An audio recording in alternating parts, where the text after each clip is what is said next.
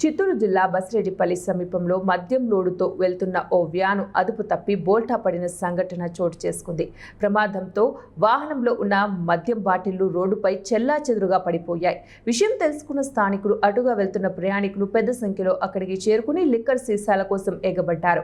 కొందరు పెట్టెలతోనే తీసుకెళ్లగా మరికొందరు లుంగీలు టవల్లో బాటిళ్లను నింపుకొని వెళ్లిపోయారు. మహిళలు కూడా ఈ హడావిడిలో పాల్గొనడం గమనార్హం.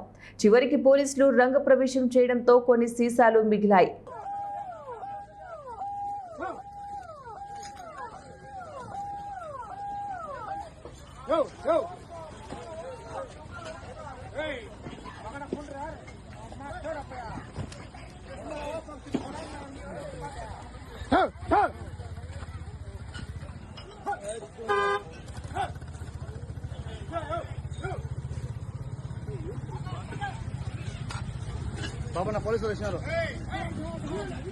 పోలీసులు వచ్చినారు.